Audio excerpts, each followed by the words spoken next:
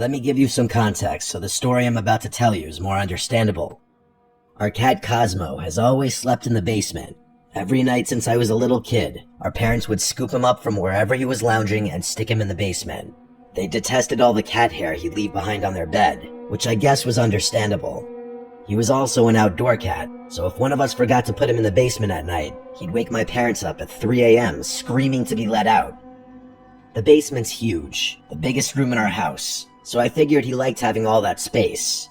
A little over 2 weeks ago, as I'm writing this, he started acting weird. There's a little landing at the top of the basement stairs just behind the door. That's where we'd usually put him. After a few minutes, he'd walk down the stairs and sleep on whatever piece of furniture he pleased. One night, I placed him delicately on the landing and gently shut the door, something I'd done a million times. As I was filling my water glass in the kitchen, though, I heard him meowing from behind the door. That was odd. He usually trotted down the stairs immediately.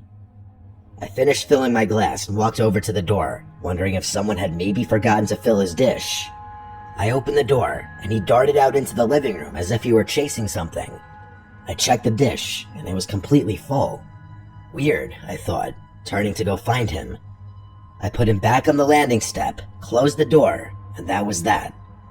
The next 2 nights were essentially the same. I'd put him on the landing, close the door, and start getting ready for bed. After a few minutes, I'd hear him repeatedly meowing.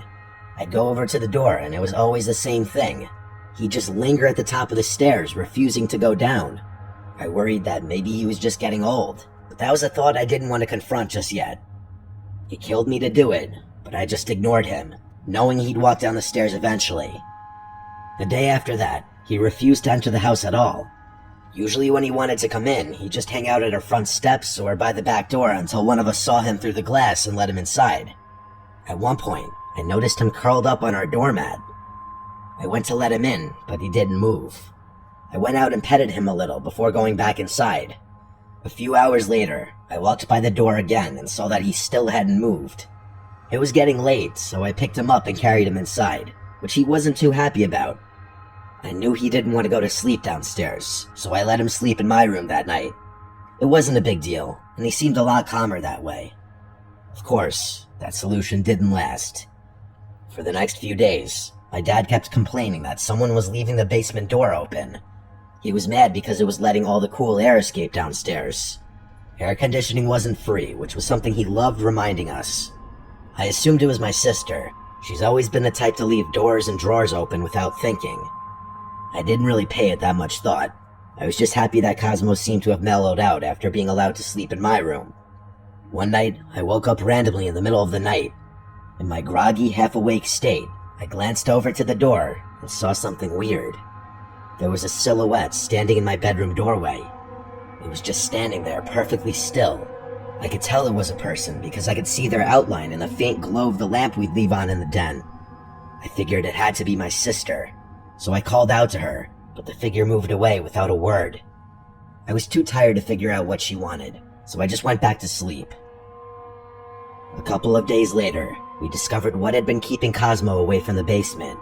A flea infestation. The whole place was crawling with them. It was disgusting. We assumed the fleas were the reason Cosmo had refused to go down there, which made sense, but it was strange how they came out of nowhere. We'd never had a flea problem before, and Cosmo always wore a flea collar. My dad yelled at my mom for not changing out his collar, even though she swore she had. My dad went all out, tearing through every corner of the basement to clean it thoroughly. We vacuumed the carpets, sprayed the entire room, and washed everything down with flea-killing solutions. He told us to stay out of the basement for the next few days so that any stragglers would die off without a host. It seemed like a good plan, and I figured that'd be the end of it. But then, a few nights later, another strange thing happened. I was lying in bed when I noticed light seeping in under my door, flickering on and off like someone was playing with the hallway switch. I told myself it was probably just my dad, getting up to use the bathroom or something. But the flickering continued, going on for longer than seemed normal. It was starting to freak me out, but I couldn't bring myself to check it out. I lay there, heart pounding, staring at the bottom of the door, hoping it would stop. Eventually, it did.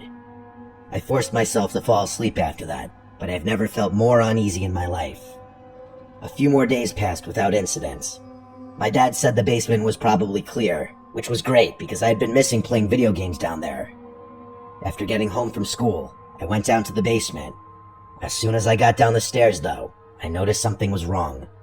There were still fleas down there, a decent amount of them. It didn't make any sense. After all the cleaning, they should have been long gone. I went back upstairs to call my dad at work, but he just said to give it time. He insisted that any fleas left would die soon enough. I couldn't shake the feeling that there was something else going on, though. It wasn't normal for fleas to keep thriving like that after everything we'd done. So the next day after school, I decided to investigate a bit further. I went down to the back of the basement and into the storage room where we kept some old boxes and tools, figuring maybe a rodent had gotten in and died somewhere. I opened the door and instantly knew I was right. The smell hit me almost immediately. This thick, rotten stench that clung to the air and made my eyes water. I followed the smell to the far end of the room, where there was an unfinished crawl space that connected to the plumbing for the whole house. It was pitch black back there, and the smell only got stronger as I stepped closer. I didn't want to go in there. It was too dark anyway. I turned to grab a flashlight, and that's when I heard it. Breathing.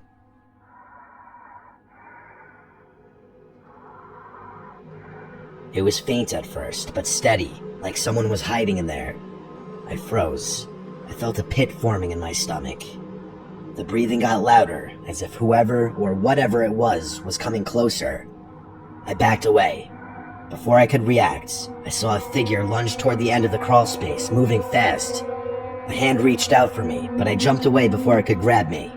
I didn't stay to get a better look. I ran upstairs as fast as I could, slammed the basement door shut, and called the police. When they arrived, they searched the house, but there was no sign of anyone. They found some empty chip bags and food wrappers stashed in the crawl space, but that was it. Whoever had been down there had escaped through the storm door at the back of the basement. The officer said it was probably a homeless person who'd snuck in looking for shelter, but I couldn't help but wonder how long they'd been living there, and how much they'd seen. My parents were twice as shocked as I was. We've kept the basement door locked ever since, and Cosmo still won't go anywhere near that door.